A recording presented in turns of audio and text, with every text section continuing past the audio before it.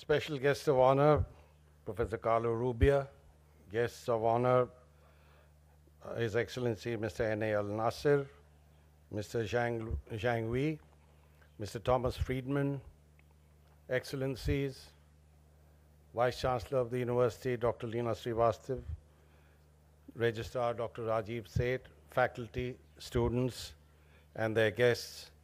It's a great privilege for me to be addressing this August gathering on the occasion of the Fifth Convocation of TERI University. This university was established essentially for three very specific purposes. Firstly, we wanted to identify those challenges that the world and human society are going to face in the future. Secondly, we wanted to develop and use new knowledge so that those challenges could be met effectively. And thirdly, and most importantly, we wanted to make sure that those who graduate from this institution go out equipped not only with knowledge, as is conventionally conceptualized, but with new values and ethics. Indeed, the world today has a deficit in terms of ethics and values that could take human society to a more enlightened future. And we believe that it is institutions like this which have a primary responsibility, indeed a dharma, to see that we ensure the fulfillment of those ideals that essentially mark the best in human actions and human behavior. I want to mention the fact, as has already been referred to by Dr. Leena Srivastav, that this university has a special endowment in the sense that we have TERI as the progenitor of this institution, but also a major resource where we are carrying out research on a whole range of subjects that give this university a real-life character. We are therefore not only providing and imparting theoretical education, but we also provide access to the laboratory of real life in every field of endeavor.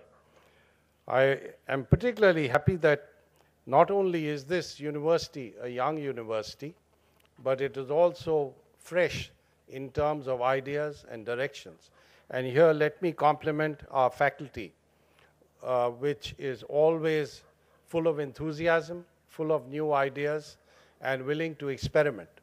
Because clearly, an institution of this kind would really be meaningless in its efforts unless it is willing to experiment, unless it is prepared to take a few risks which take you beyond the beaten path.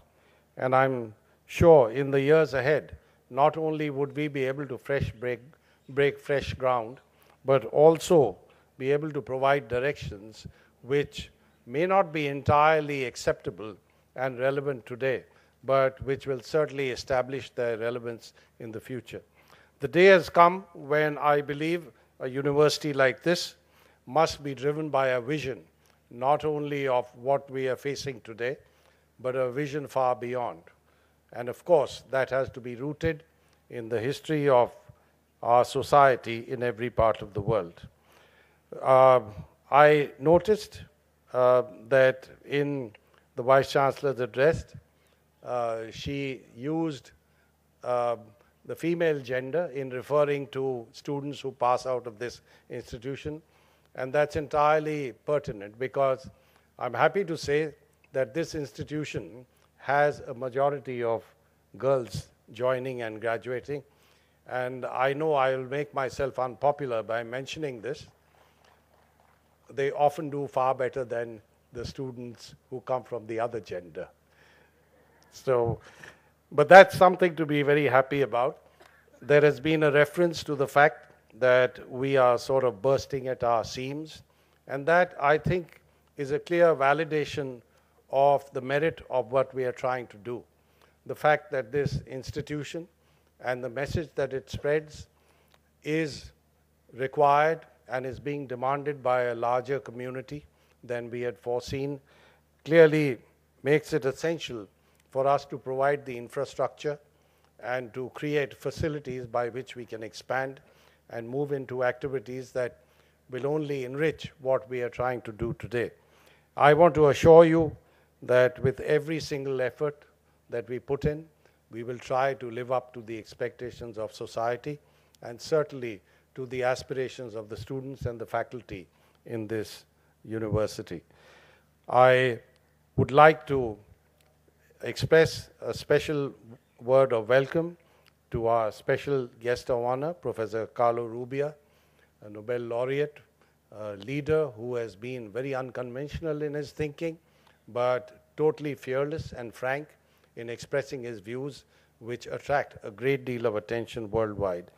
I also want to express my appreciation for the other guests of honor who are clearly leaders in their fields globally. And we are really privileged to have you in our midst because it is you who is adorning this university with your presence, even though we would be giving you the humble offering of an honorary doctorate. And I'm particularly grateful to all the distinguished ladies and gentlemen who are here with us at this convocation. And may I, in anticipation and in advance, congratulate all the students who are graduating today. This is a day of joy, fulfillment, and achievement.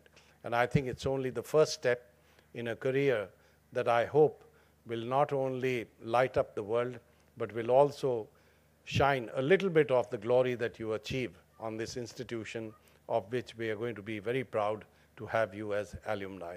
Thank you very much.